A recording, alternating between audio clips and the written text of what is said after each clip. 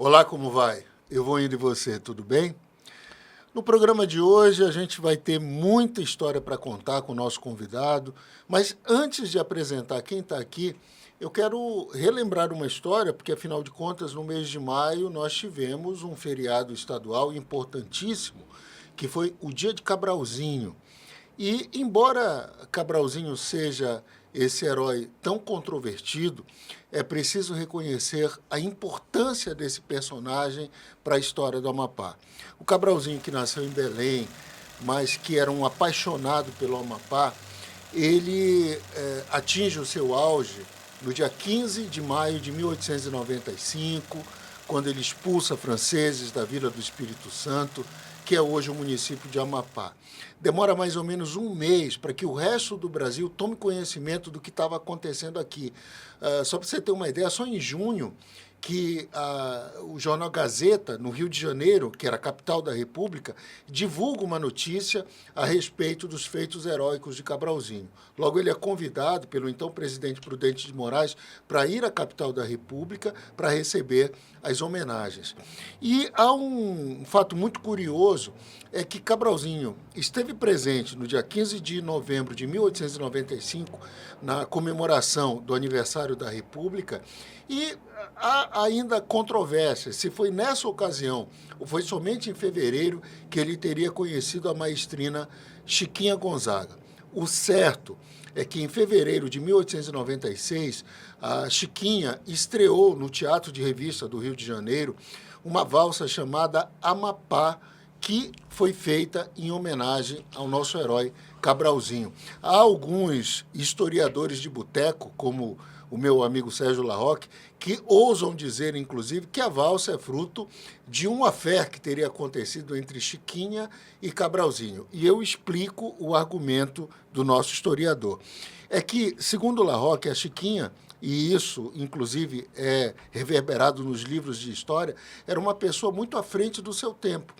Tanto que, quando ela já contava com quase 80 anos, foi apresentada ao poeta Mário Lago, pelo compositor Ataúfo Alves. E aí imagina só o que a Chiquinha disse quando viu aquele rapazola que tinha seus 17, pouco menos de 18 anos. Disse para o Ataúfo, disse, esse é o Mário Lago, já é um compositor? E o Ataúfo disse, é sim. Aí ela olhou e disse, se eu tivesse os meus 60 anos. E lembrem bem que, à época, 40, 50 anos já era, então, classificado como um idoso, né, um velho. Imagina só 80 anos. Então, Chiquinha sempre foi uma figura à frente do seu tempo. E, para quem não sabe, ela tem, em 1896, em fevereiro, o lançamento dessa valsa chamada Amapá, lançada no Teatro de Revista do Rio de Janeiro, em homenagem ao nosso herói. E a figura que eu estou recebendo aqui é uma figura que não é um herói controverso como um Cabralzinho, mas é uma figura que é, pelo menos sob um aspecto, uma unanimidade. O Reginaldo Borges, que é um grande memorialista, que é jornalista, personagem de uma família tradicional aqui no Amapá, que é a família Pinheiro Borges, é uma pessoa que tem dedicado a sua vida a colecionar histórias, a reverberar essas histórias por onde passa, seja no rádio, na televisão, e está aqui com a gente para dividir um pouco dessas histórias na qual ele foi protagonista ou até personagem. Boa noite, Reginaldo. Boa noite, Renivaldo. Boa noite a todos que estão nos acompanhando. Muitos dizem, não, Reginaldo é historiador. Não sou historiador. Reginaldo é jornalista. Tudo bem, sou jornalista até por formação acadêmica, mas, no entanto, eu sou, na realidade, um autodidata, né? Um apaixonado pela leitura desde criança. Fui muito estimulado à leitura e tivemos sempre aquela facilidade de se interessar até pelo que não era óbvio, né? Até que pelo que não era, por exemplo, verídico para checar a informação. Em relação a essas observações que você fez sobre Chiquinha Gonzaga, Cabralzinho. Cabralzinho, você sabe que isso aí é mito, né? O encontro pode ter sido fortuito, né, em função da República recém-criada, aquela proclamação que aconteceu em 1889, o fim do Império. Chiquinha Gonzaga já era uma figura conhecida, controvertida, porque ela quebrou completamente o padrão, né, de família. Ela viveu com um marido que era considerado, por exemplo, um grande comerciante. Ela viajou a contragosto, porque foi o pai que forçou. Ela vai e desiste do marido e causa um escândalo. O pai fica de mal com ela, mas ela preferiu a música, porque o primeiro marido não queria que ela, como uma mulher, ser música, né? Ser musicista, ser tipo assim, pianista. E chegou a condição de maestrina, inclusive. De maestrina. Ela é a primeira chorona. Sim. Porque o choro ele vai ser criado ali com Antônio Cláudio, que era um grande flautista. Aí tem aquelas composições dela, ou Abre Alas.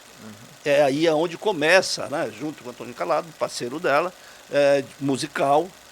Ela vai e casa com outras pessoas e ela se torna uma figura execrada pela família, mas, no entanto, começa a ser aceita pelo público mais humilde, né, mais fora do contexto das elites sociais. O movimento musical ali era de origem europeia, ela começa a brasileirar, né, o ritmo, inclusive os carnavais, os intrudos, até o início da segunda metade do século XIX, eles não tinham música, não tinham acompanhamento musical. Era uma coisa... Era herança da cultura portuguesa.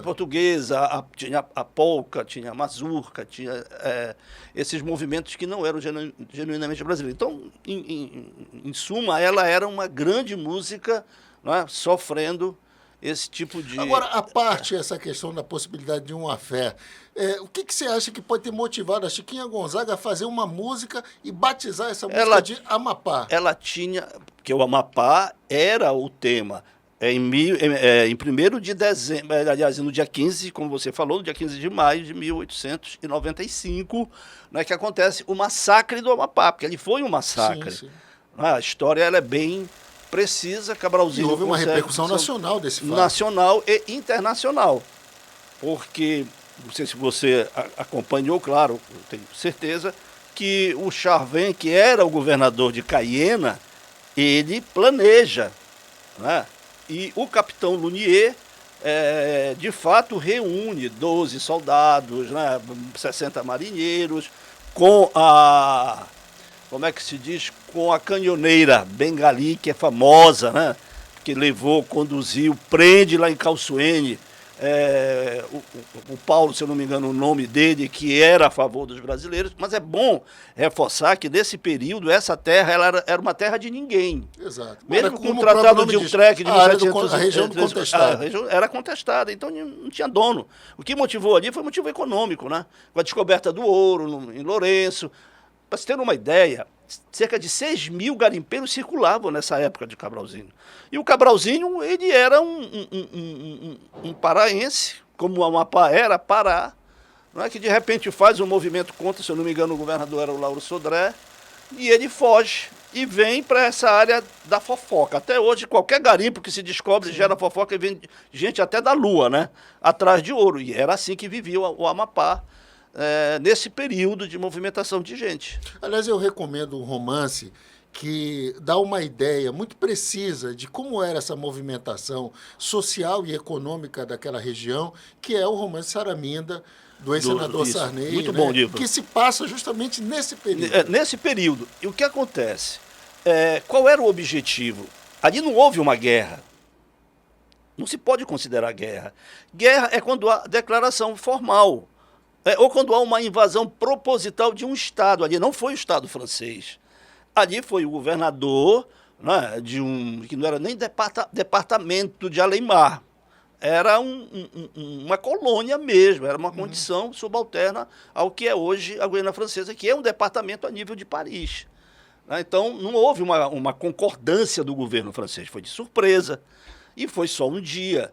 Né? E foi, apesar de todo o planejamento, tem inclusive desenhos, né? Tem mapas mostrando aonde eles deveriam ir lá, soltar o negro Trajano, sim, que era um brasileiro com como é que se diz, com simpatia pela causa francesa, lá pela Guiana, e Cabralzinho vai num determinado momento, ele tinha uma bandeira lá, isso é verdade, ele tinha uma bandeira lá na casa lá, em uma das suas casas lá em Cunani. Cunani tinha cerca de 250 a 300 pessoas morando lá, que era o ponto principal ali em termos de escoamento da produção de ouro, que era muito ouro. Tanto ouro que se cogitou transformar Cunani numa república, de dar autonomia que a ela. também foi algo que aconteceu pelo Júlio Gros contra a vontade do governo francês. Então eles adentram, guiado por um brasileiro também com simpatia à causa francesa, a causa de Cayena, param em Calçoene no dia 13 de maio. Eu sei disso porque foi o dia que eu nasci, né? Ele para lá e segue para o Amapá, com o objetivo de soltar o soldado Trajano, preso pelo Cabralzinho, que estava com uma bandeira francesa lá no Cunani, e prender o Cabralzinho. Só que o plano dele deu errado, porque eles planejavam o seguinte: descer cedo, e eles desceram. A maré ali naquela região norte do estado, ela funciona diferente daqui, né? Lá ela sobe com uma velocidade muito grande. Sim. E o que aconteceu? Eles saíram lá, o Lunier, ele desavisadamente sai intempestivamente, e os soldados acompanhando, foi de surpresa, e lá no encontro ele vai buscar o Cabralzinho, há um tiro fatal. E ali começa o massacre. Cerca de 50 pessoas foram assassinadas.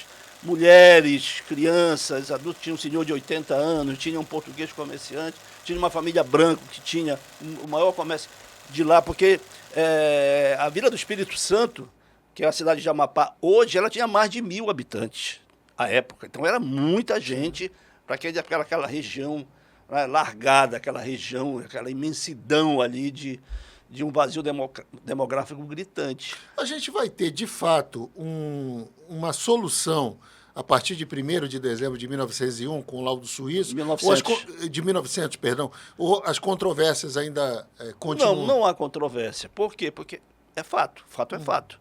O que acontece? Quando a Bengali, que era uma caminhoneira alta, a maré estava numa velocidade subindo. Os soldados, no desespero, a tropa francesa, vai matando mais gente e correndo para subir na caminhoneira, porque se a maré tomasse conta, eles iriam ser mortos, sim, iriam ser presos. Eles voltam para Cayena com o capitão Lunier morto, causa uma comoção em Cayena. Você imagina o tamanho de Cayena em 1895. Aí o resultado é que a França exonera o governador, porque não foi uma ação de Estado.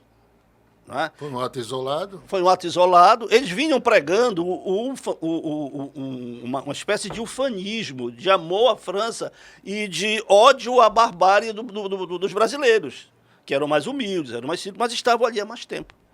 Aí o que acontece? Tinha um jornal em Paris, chamado Brasil, que noticiava essas coisas assim, como você observou bem. Tinha a Província, o jornal A Província, que noticia também Belém. De Belém vai para o Rio de Janeiro, Cabralzinho vai, você passa esse tempo todo, aí a repercussão é grande. Aí sim é que vem a questão diplomática. E eles sentam à mesa. Qual a vantagem do Barão do Rio Branco em relação, por exemplo, ao ministro das Relações Exteriores da França? É porque o Emílio Gueldi, aquele grande cientista suíço que leva o nome do maior museu da Amazônia, que é o Emílio Gueldi, em Belém, sim, ele já tinha feito várias pesquisas arqueológicas naquela área. Ele e o Ferreira Pena, que era também um grande arqueólogo, que é nome de uma das ruas mais importantes ali do bairro Marizal, em Belém. Então, ele vai juntando elementos da presença dos brasileiros há mais tempo. E ele vai e municia o Barão do Rio Branco. Sabia-se que a família do Rio Branco a família Paranhos, já tinha uma experiência diplomática. Então, o resultado final é o laudo de Berna, na Suíça. Isso. E qual é exatamente a participação do Joaquim Caetano nesse processo? Ele vai beber na fonte do livro de Joaquim Caetano da Silva, não é, que é uma das ruas mais importantes de Oiapoque, e é o nome do museu. Nome de escola, inclusive. O nome de escola é Joaquim Caetano da Silva. As observações que ele faz no livro mostram que os brasileiros estavam há mais tempo ali, circulando. Mas como não havia sentimento de nacionalidade, sentimento de pertencimento a uma nação que ela só vai surgir, de fato, em 1822, ali porque ela não foi uma independência de imediato, por exemplo, na luta, na guerra. As guerras pela consolidação da independência no Brasil, ela vai se dar em alguns locais, como na Bahia, né, que vai ser depois, mas é o grito do rei Dom Pedro I, que vai ser o primeiro governante do Brasil, que era o rei de Portugal e do Brasil ao mesmo tempo, né? Só para você ter uma ideia, a repercussão que há nesse momento aí de reafirmação da nossa nacionalidade, de pertencimento, de garantia da soberania naquele território, que, como bem o Reginaldo disse, era de contestado. Em 1953, o governo do Amapá fez articulações com a família do Joaquim Caetano para trazer os restos mortais dele para cá. E, aliás, estão ainda aqui dentro de um baú, guardados no Museu Joaquim Caetano da Silva. Assim como o uniforme, né, de militar e a espada do Cabralzinho, que também nos anos 50, a filha do Cabralzinho, ele morreu em 1905. Ele vai morrer em 1905. Eu até escutei, uma pessoa me perguntou, olha, não, tem uma pessoa dando uma entrevista aí dizendo dessa história do affair de Cabralzinho com a Chiquinha Gonzaga. A diferença de idade da Chiquinha Gonzaga com o Cabralzinho era de cerca de 20 anos. Entendeu? Ela é de 1841, por aí, ele é de 1860. Ele é dos anos 60 do século XIX, e ela é dos anos 40. E ela já tinha tido 3 maridos, isso é fato também, e ela tinha uma diferença muito grande em relação à grande paixão da vida dela, que foi Joãozinho, que era um músico de 16 anos, que ela conhece, e na realidade ela passa a ter uma relação amorosa que vai até o final da vida. Então não tinha como Cabralzinho ter uma relação com... E essa pessoa que fala em uma rádio aí, eu não vou citar nomes, até porque eu nem sei quem. Eu escutei, não, isso aí não bate. Disse que ela ganhou uma noite de núpcias e o Cabralzinho no Copacabana Palace Hotel. Nem existia. Não, o Copacabana Palace Hotel da família Guinle, que era a família mais rica, uma das mais ricas do Brasil à época. Ele só vai ser inaugurado ali na década de 20. Exato. Até para coincidir com o centenário da independência do Brasil. Então, quer dizer, muita gente cria fantasia, né, aquilo que não é fato. Mas o laudo de Berna, de 1º de dezembro, é fato, é real. A França aceita, né, e o Brasil, aquelas poucas pessoas, ele ocupa. Olha, eu vi um texto, Renivaldo, a turma de um político ontem, dizendo que aquele marco ali, né, aquela data, são os 80 anos de movimentação, sabe? Quando o Brasil... Eles erram no contexto ali, porque existia uma colônia penal ali durante o governo Arthur Bernardes. Era uma colônia agrícola, né, por aquele movimento como é que se diz, de revoltas, teve o tenentismo, né?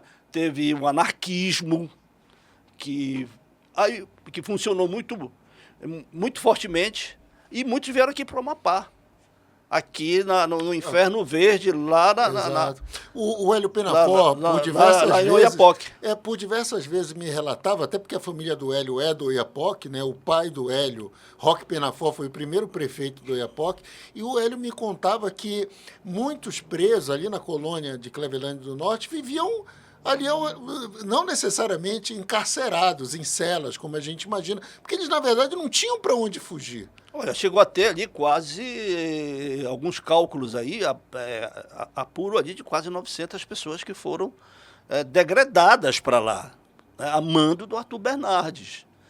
Claro que depois de 2, 3 anos isso acaba, né? Mas deixa um rastro de mortes por doenças endêmicas e por transmissões, como eles, apesar de viver ali cercado pela floresta, mas tinha muita malária, tinha muita Sim, sim. esquistossomose, tinha muita doença da região, né? Porque vai exterminar alguém, joga biologicamente ali, Eles não que é uma estavam floresta, acostumados. não estavam acostumados. Isso No vai Rio de acontecer Janeiro. nos anos 30, quando o governo alemão manda o Joseph Greisner para cá, com o objetivo de estudar a região para ver a possibilidade da instalação de uma espécie guiana alemã. A gente já tinha uma holandesa, uma francesa, uma inglesa e os alemães. E aí eles consideram como inviável. Já tinham 2 alemães que viviam aqui na região, deram suporte ao Greisner e chegaram a levar muitos espécimes que no Rio de Janeiro, inclusive, chegaram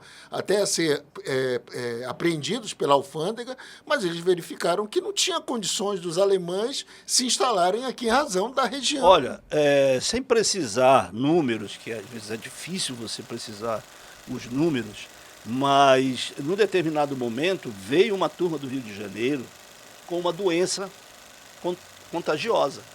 Matou quase a metade dos degradados, dos que estavam ali, né, como prisioneiros políticos. Na colônia de Clevelândia. Na colônia de Clevelândia.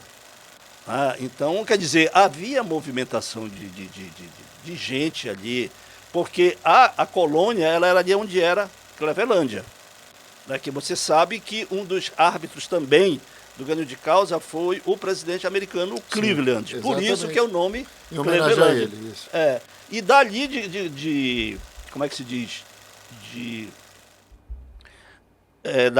Clevelândia até Oiapoque, que na época era chamada de Martinica, porque era um cidadão, né, que levava o sobrenome de Martinica, porque há uma confusão, né? Porque era Oiapoque de Martinica, era daquele habitante ali, bem ali no final do século XIX, início do século XX. É que se transfere aos poucos para Martinica, para povoar. Então, não vai começar em 1945 a criação no dia 23 de maio do município de Oiapoque. Não é ali, é no início já do século que tinha já muita gente se movimentando ali, naquela região. Então, para você ver como os dados... eu não entendi como é que a assessoria pegou o lead ali e disse, olha aqui o marco, aí aparece a fotografia do marco, aqui começa o Brasil, né, dizendo que é a partir de 1945, praticamente diz isso, pô. Então tem que ter muito cuidado, né, com essas informações. Foi até importante você mencionar isso, porque embora o Monte Caburaí já seja, eu acho que em 1998, oficialmente se determinou, porque todos nós sabíamos, basta olhar para o nosso mapa e você vai ver que o ponto mais setentrional, mas o Oiapoque sempre foi considerado justamente por isso, porque é o ponto povoado. O que marca uma nação? São pessoas, né? Claro, e lá no Monte Caburaí, você olha no mapa, tem assim uma ponta que avança, né, mais para o norte. Uhum. Se você vê Boa Vista, ela está muito mais ao norte do que Macapá. Porque Macapá ela está ali na divisa dos 2 hemisférios, né? Exatamente. Ela está mais abaixo para cá, né? Entre a linha do Equador, que corta a nossa capital ao meio.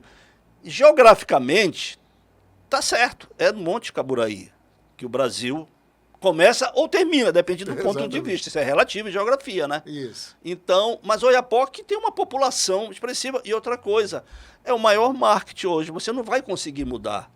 Né? Por exemplo, do Caburaí ao Chuí. Não tem como. Né? É do Oiapoque ao Chuí. Então, são essas histórias assim que o pessoal... Reginaldo, eu quero sair do início do século passado e quero me transportar para os anos 80, porque você foi testemunha ocular da maior tragédia fluvial da América Latina, que foi o naufrágio do Novo Amapá. Você estava no Exército, você era um jovem militar, e você participou. E essa foi dia 6 de janeiro de 1981. Dia de Reis. Dia de Reis, dia dos Santos Reis. E aí é interessante porque eu cheguei a ler o livro que o Capiberibe escreveu à época, Morte nas Águas, a tragédia do Rio Cajari, E algumas coisas ali me chamaram a atenção. Oficialmente tinham 146 passageiros, na verdade depois, até hoje não se sabe exatamente o número de pessoas que estavam ali presentes, mas a demora em se dar uma resposta, porque somente no outro dia, após a tragédia, que as primeiras informações vão chegando aqui na capital e ainda informações desencontradas. Você que foi testemunho ocular disso, como é que foi esse momento tão trágico para a nossa história? Olha, 1981, a população do território, o Sul, ele ainda era exuberante no aspecto econômico, abrigava o maior número de empregos fora o poder público, era Laranjal do Jari, Monte Dourado, construído pelo milionário Daniel Ludwig, que comprou dos portugueses, que dos portugueses compraram do Júlio, como é que se diz, do coronel Zé Júlio, né, que foi um grande latifundiário, né, mas isso é uma história para a gente contar num outro momento. E as pessoas vinham, não existia a BR-156 no sentido sul, né?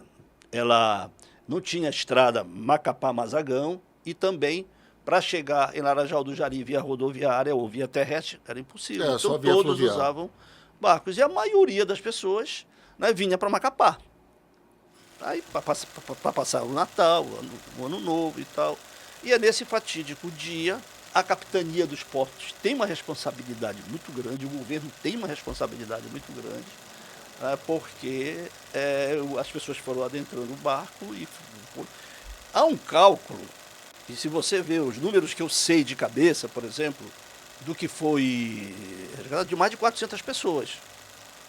Você imagina um barco que tinha 140, capacidade para 146 pessoas, tinha mais de 400. Mais de 400. Eu fui como voluntário do Exército, porque o efetivo da Polícia Militar se tornou pequeno demais, diante da tragédia muito expressiva, né? Uma tragédia mesmo, de proporções continentais. Até hoje é considerado, pelo registro, como o maior naufrágio fluvial da história do Brasil, registrado.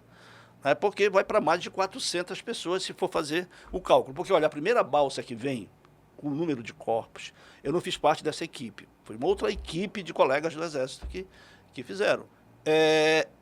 Vieram 194 corpos. Já tinha chegado antes os corpos do comandante, mais outros, uns 6 corpos. E como foi demorando, né, a logística era muito precária, não tinha estrutura para receber, né, um número de mortos tão grande que demorou muito. Foi na terça-feira o naufrágio, foi numa terça-feira. E não era uma noite de lua.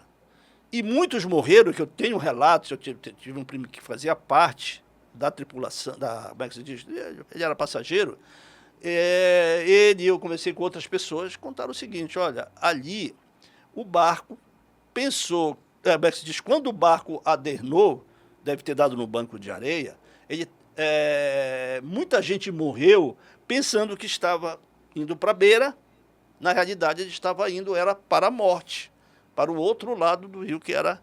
Porque eles não sabiam, não era uma noite de lua, era escuro, meio da floresta, eles ficaram lá ilhados. Por isso que eu digo, tem muitos corpos que não foram encontrados, até porque tinha muito migrante. Tinha muita gente do Maranhão, tinha muita gente de outros estados que vinham atrás de encontrar, né, um caminho para sobreviver melhor, né, para viver a vida melhor.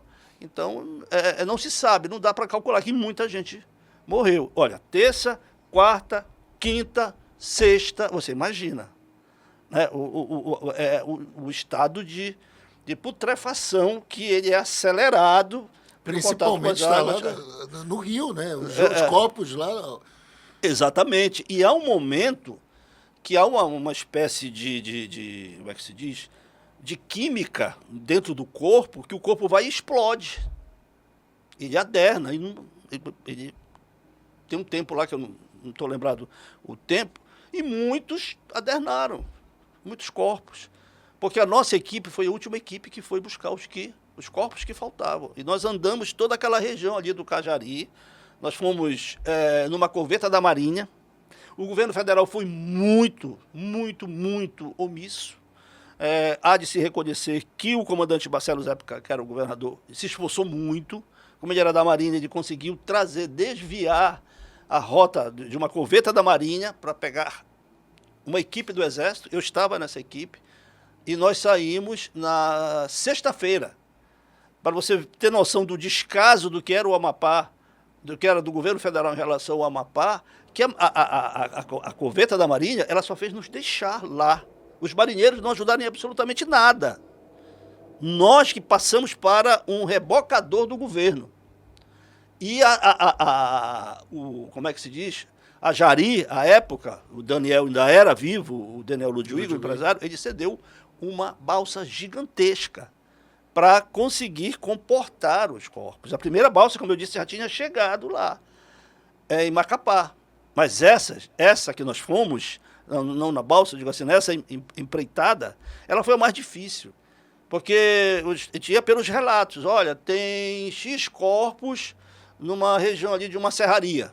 Aí você andava horas, muita chuva, um janeiro chuvoso, extremo. O comandante do Exército liberou cachaça para todos os soldados, você imagina.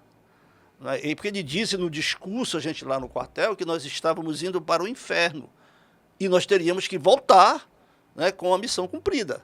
Mas ele mandou liberar caixas de cachaça. Porque imagina, como é que você vai estar ali, os corpos em estado de putrefação, e aí recolher os corpos já...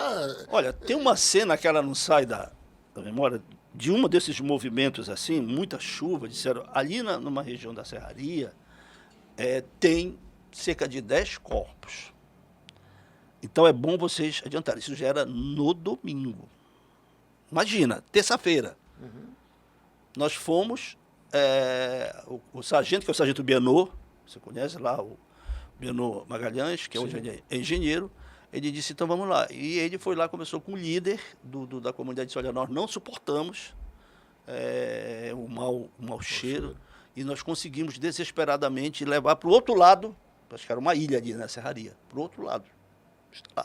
E foi a cena mais dantesca que eu vi na vida real, foi aquela. Porque você identificou os corpos por um número muito grande de abutres, de urubus. Você tinha quantos anos aí? Eu tinha 19 anos.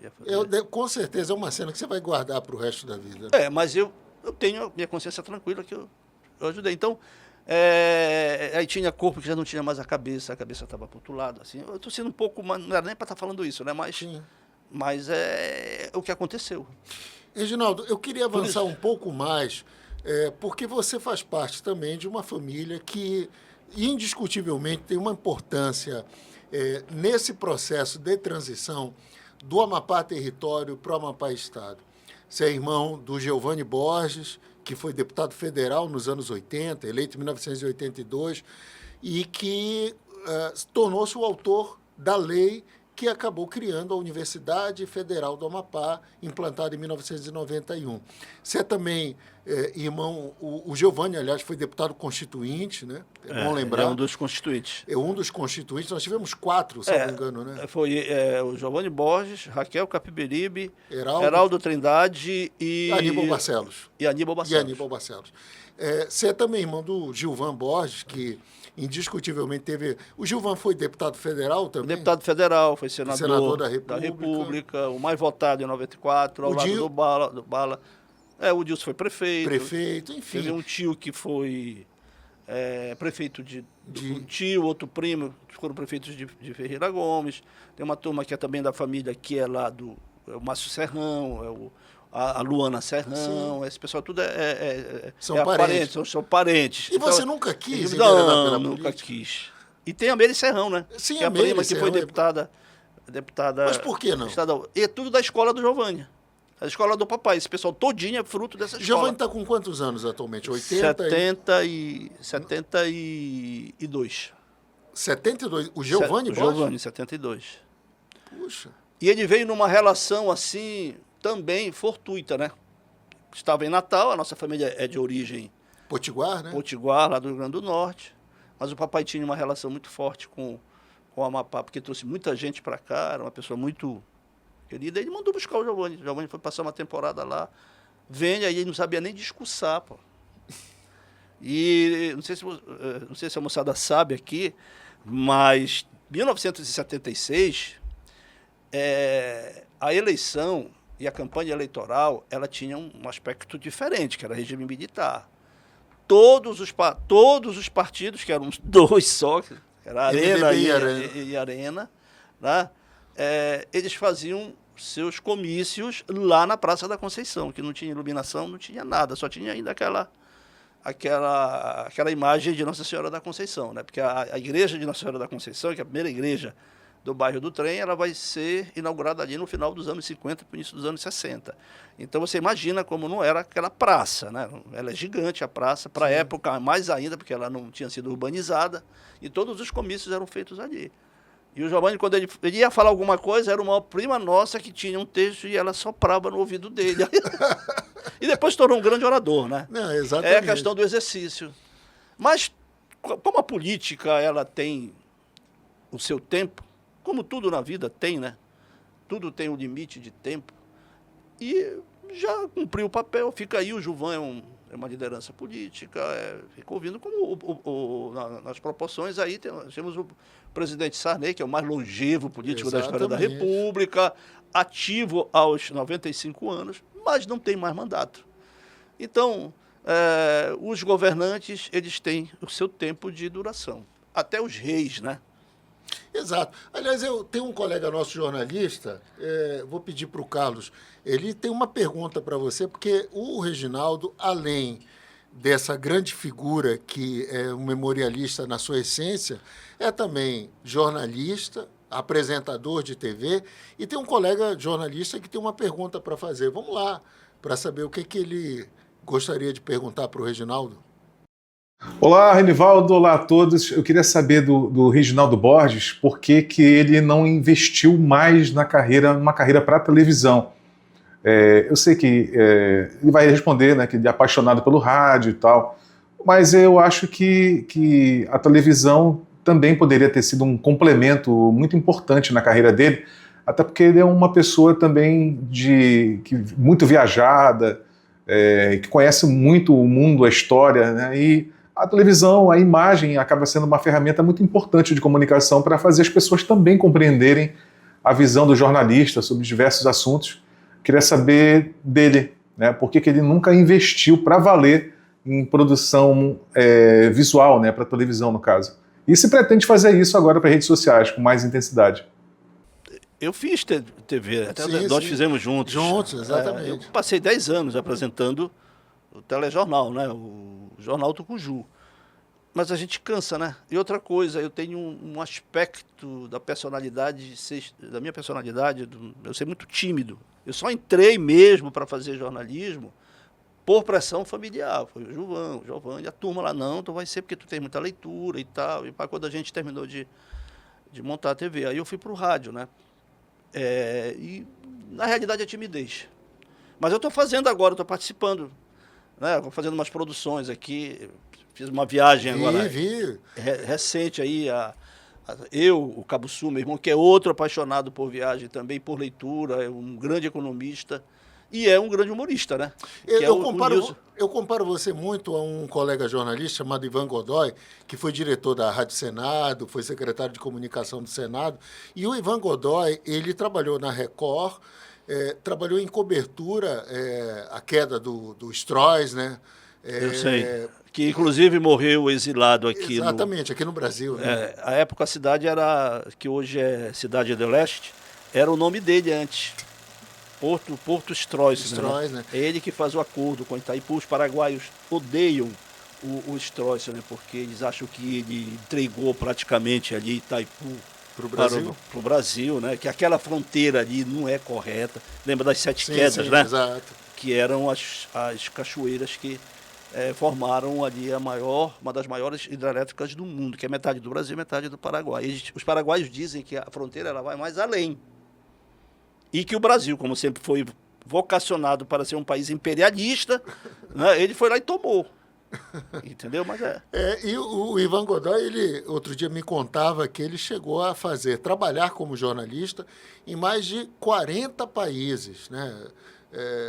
Kosovo, enfim, na Europa, A Europa do Sudoeste, a antiga Iugoslávia, né? exato. E Ali você tem ideia de quantos países você já percorreu, Reginaldo? eu acho que uns 50, para cima um pouquinho. Eu resolvi Não contar. Não contar. Olha, eu fiz um TBT que eu estava lá em Petra, há mais de 30 anos. E eu viajava só, né? E Petra é aquela cidade construída pelos nabateus, cenário do filme Caçadores da Arca Perdida, que fez um tremendo sucesso da década Indiana de 80. Jones, E Harrison Ford. exatamente. Então, eu atravessei Israel, passei uma temporada em Israel, de Jerusalém, tinha aberto a fronteira, consegui entrar na Jordânia, fui para Amman, de Amman, seguimos para o deserto lá e fiquei lá em Petra. Então, é o TBT dessa semana, né? Porque eu disse, eu estou voltando agora, depois de um Instagram novo, é o Ivaniel, né? O grande publicitário, grande produtor, ele que está me ajudando. Porque nós fizemos uma viagem, eu, Cabo Sul, meu irmão, e o Rodrigo, que é um publicitário que ele foi filmando, né? E nós fizemos 13 países. Por exemplo, ontem nós lançamos na Macedônia do Norte, que é a capital ela é Skopje, que é a cidade onde nasceu a Madre Teresa de Calcutá. É lá em Skopje. Mas as pessoas ficam confusas. São tantas informações que a gente tem, porque você vai, por exemplo, ao Kosovo, tem homenagem a ela. Você vai à Sérvia, que ela é mais etnicamente fechada, ela não aceita, por exemplo, mas você vai à Croácia, você vai à Bósnia, Herzegovina, tem homenagem à Maria Teresa. Sabe por quê? Porque ela era de etnia albanesa. E os albaneses, eles se espalharam ali na República Iugoslava, né? A ex-República Iugoslava, fundada pelo ditador Josip Broz Tito, que ele foi um comunista, um partisano, né, que lutou contra a dominação nazista e se transformou, ele conseguiu juntar essas 6 repúblicas, que inclusive o Brasil chegou a jogar várias vezes e tal, e depois houve uma desintegração quando ele morreu em 1980. Ela ainda se manteve unida e hoje são vários países. Tem Montenegro, que a capital é Podgorica, tem a Sérvia, antes era Sérvia e Montenegro, né? Tem a Croácia, tem a Ljubljana, a capital é a Eslovênia, né? E tem o Kosovo, capital Pristina, e a Macedônia do Norte, que era também parte da ex-Iugoslávia. Kosovo não existia como país. E é uma grande questão lá em Kosovo, né? Porque houve um massacre ali de quase uma exterminação do povo albanês, né? E a Albânia, que é um país, né, que não fez parte da União Soviética, nós também fizemos uma produção lá, não fez parte da União Soviética, mas é conhecida por ter sido a forma de comunismo mais dura, mais radical, mais extrema do Enver Hoxha, que foi aquele grande ditador que construiu milhares de bunkers, exterminou gente. Aquela região nós percorremos toda, né? Aliás, é interessante a gente olhar para aquela região e perceber que, como uma figura, né, que conseguiu até os anos 80 integrar todas essas cidades e estados num único país, que era a Iugoslávia, e a desintegração disso, e como é que o território brasileiro, que é um território de dimensões continentais, conseguiu manter. É claro que, a duras penas, a gente sabe muito bem todos os conflitos que ocorreram. E Redivaldo, os indígenas, os povos originários, eles foram, em grande parte, eliminados. Sim, sim. Foi uma colonização, não só portuguesa, mas espanhola, na América, no continente americano, inglesa, holandesa, francesa. Né? Então, eles vieram para se estabelecer, trouxeram uma população afro, né, ou uma população africana expressiva ao longo dos séculos, para plantio de cana e tal, porque era mercantilismo à época, né? Século XVI, Qual é o passado que o africano tem hoje aqui no Brasil? Qual é o passado que o povo indígena tem registrado? Lá não. Lá são etnias, né, como os albaneses, os sérvios, os croatas. Eles são povos diferentes. Ah, tá. Então são identidades. Eles se mantiveram a sua Mantiveram a identidade. identidade. E ali você vai ter que fazer, a gente teria que ter um tempão aqui para Sim. explicar, por exemplo, que essas desagregações, ela tem um contexto também, não só étnico, mas ela tem um contexto religioso. Que, por exemplo, a Albânia, a maior parte da população, mesmo tendo sido comunista por décadas, ela é muçulmana. Mas é um país hoje livre, é um país que funciona, né, como uma democracia. Mas aí é que está a questão. Aí você vai ter que voltar lá no século XV, quando os turcos otomanos vão adentrando aquela área. Até então eles estavam restritos só ali, a proximidade da Anatólia ali, né, onde é a Turquia hoje, que era o Império Bizantino, que funcionou até 1454, com a tomada de Constantinopla. E esses turcos, eles, no bom sentido, eles adentram essa região todinha que era cristã. Os sérvios, até hoje, eles são cristãos. Tem um percentual em Kosovo pequeno, mas, por exemplo, em Kosovo, que não é considerado um país pela Sérvia, não é reconhecido, o Brasil não reconhece Kosovo como um país independente. Só os Estados Unidos, a comunidade europeia. E você precisa andar lá em Pristina, uma cidade muito bonita, muito organizada, arrumada. Eu fiz vários vídeos lá, né, em Pristina. E a população, majoritariamente, ela é comunista. Ela é, como é que se diz? Muçulmana. Uma minoria cristã. Já a Sérvia, não. Ela é maciçamente cristã. Entendeu? Então, são essas nuances. E o catolicismo, como religião única, ele se estabeleceu. E as religiões animistas, politeístas dos povos originários, elas foram se exterminando. Cada etnia porque várias etnias sumiram no Brasil. Sumiram, digo assim, elas foram desaparecendo por pragas, ou foram como é que se diz? Se miscuindo, né, em outras incorporando a outras. Saiu uma pesquisa semana passada, que o Brasil é o país mais miscigenado do mundo. Você viu essa pesquisa, exato, né? E realmente é a nossa realidade.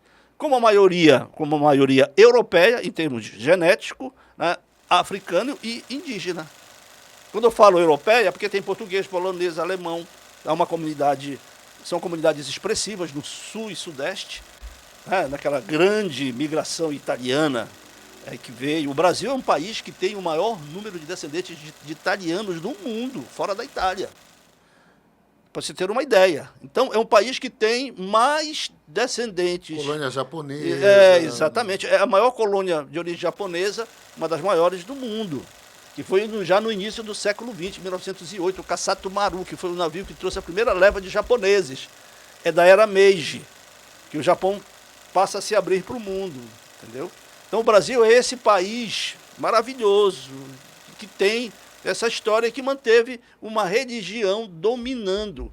A religião católica romana, ela foi a religião oficial do Império Português e do Brasil, no caso do Brasil, até 1889.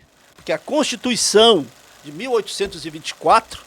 né, mantém o catolicismo como religião. Nossa primeira Constituição. Né? A nossa primeira Constituição. Só vai mudar com a Constituição de 1891, já sob o Marechal Deodoro da Fonseca, que foi o primeiro presidente da República, que muitos dizem que ele foi um golpista, né? Que ele traiu Dom Pedro II, porque ele ficou chateado com ele, e os republicanistas. A gente está variando aqui no assunto, porque é tanta informação, né? É verdade. Reginaldo, eu queria agradecer. Na verdade, a gente conseguiu fazer uma viagem que a gente começou aqui adentrando na área do contestado, falou de Cabralzinho, sobre esse conflito franco-brasileiro, falamos sobre Clevelândia do Norte, sobre o desastre, né?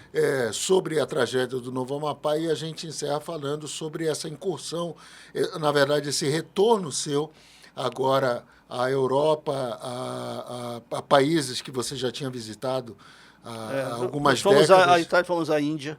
Passamos uma temporada lá na Índia. Hoje, os indianos, eles são em maior número do que os chineses? Eles são... Olha, é até assim, você tem que ter um exercício bom para dizer quantos habitantes tem a Índia, né? Ela ultrapassou a China. A China está passando por apertos, no aspecto de que ela criou a política do filho único, né? Aham. E lá na Índia não tem dessa. A Índia ultrapassou, ela está com 1 bilhão 425 milhões de habitantes. Aí você não consegue entender como é que aquele país funciona. E funciona. Aí todo mundo tem medo de ir para a Índia porque há uma viralização aí na internet que a comida é imunda, que o povo é imundo. Que o trânsito não flui, né? Não flui. Realmente o trânsito ele é caótico. Caótico, mas ele funciona. E o buzinaço é como você fosse massacrado 24 horas com uma buzina direta ali no seu ouvido. Até o motorista que você vai ao lado, ele tem a cultura da buzina. Ele não quer saber se você é de Qual é fora, a cidade mais bonita na Índia, na sua opinião? Olha, sabe que tem o chamado subcontinente indiano, né? Sim. E as religiões, como a budista, a hindu, eles são, a religião hindu é a mais, é a dominante lá. Né? Tem o jainismo e tem os sikhs, né? Que são essas religiões chamadas religiões dármicas, porque elas nasceram ali no continente indiano, assim como o cristianismo, a fé islâmica e o judaísmo são ali do Oriente Médio. Ok. Certo? Então é Amritsar, no estado onde tem o Templo Dourado. Ele é um estado que já é parte ali daquela região da Caxemira, que tem uma questão de guerras que já aconteceram entre Índia e Paquistão. Nós estivemos lá. Vamos fazer também algumas coisas sobre essa região. Tem Varanasi, que Varanasi é a cidade sagrada da Índia, né? Você tem que ter um exercício de fé e de resignação, porque é uma cidade assim que tem 3 milhões, uma cidade de 3 milhões na Índia, é uma cidade que... Porque ela é uma cidade caótica, né? Os hindus, eles sacralizaram a cidade, porque ela é banhada pelo rio Ganges, né? Então, a deusa principal do panteísmo de deuses que a religião hindu possui é a Shiva, né? Que tem, como é que se diz, que tem algumas versões que ela mora no ventre da vaca, porque ela precisa controlar as emoções, os impulsos. Né? Ele disse, você não pode pisar, por exemplo, no esterco da vaca, porque você está pisando em milhares de deuses ali, e as vacas andam normalmente. É como profanar uma hóstia para eles, no caso, usando uma analogia. É verdade, elas andam ali. E Varanasi também tem uma questão de uma relação muito próxima com o divino, né? É quando você, pelo processo de reencarnação, atinge a perfeição quando você se banha no Ganges. Eu me interessei muito pela cultura indiana há algum tempo atrás, na verdade, fazendo analogia o Bhagavad Gita, da mitologia grega isso. E da própria... Os Hare Krishna, que são conhecidos aqui no Brasil, nós estivemos lá no templo deles, em Delhi, Nova Delhi, que é a capital, né, que é uma cidade imensa. As pessoas dizem, mas é tudo lá. A comida é muito forte. Eu que tenho problema de refluxo, eu sofri demais ali, mas é considerada uma boa culinária para os turistas, né? Para mim, eu não achei não, sabe? Reginaldo, muito obrigado. Mas dá para a gente falar muito mais, viu? Pela sua presença. Se você quisesse passar aqui noites e noites. E eu quero interromper porque eu quero guardar alguns dos temas que nós iríamos ainda abordar para uma próxima oportunidade. Claro. A proposta do programa Memória Viva é justamente esse. Agora eu quero só um minuto para encerrar. Tá, de você poder ter a liberdade de falar daquilo que você foi protagonista, foi antagonista, ou até testemunha ocular, e que a gente possa linkar isso com a nossa realidade. E eu quero te dar a oportunidade para as suas considerações finais. Minha consideração final é que, ao andar aqui nesse querido bairro do Trem, que hoje é centro, né, aqui na Antônio Coelho de Carvalho, dizer que nós temos o estádio Glicério Marques, que foi inaugurado em 1950, e durante o período que a Icom veio para se instalar aqui também teve uma pista de pouso nessa rua aqui em frente, onde nós estamos, que é Antônio Coelho de Carvalho. Ali funcionou uma pista de pouso. Por isso, você sabe que Antônio Coelho de Carvalho é a rua mais larga de Macapá. Porque era uma pista. Porque era uma pista de pouso? Sério? Sério.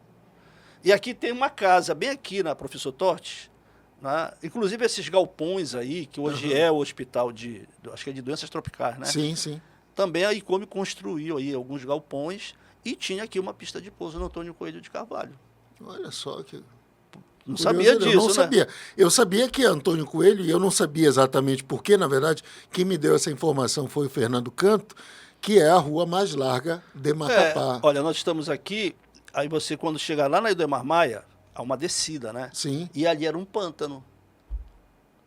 Entendeu? Então o avião descia e pousava. E depois mudou lá para a FAB, que a FAB também. Sim. Na verdade, a primeira pista de pouso, quando o Janari chegou aqui, é hoje onde é a FAB. Né? E daí o nome em memória a esse Força período. Aérea Brasileira. Reginaldo, muito obrigado. Fico muito feliz de você Eu ter que agradeço. aceito o nosso convite. E quero que você E volte vim outras com vezes muito aqui. esforço, Eu sei disso, sei disso. porque você prepondera nos pedidos, né? Eu já tinha recusado porque é a timidez. Reginaldo, obrigado.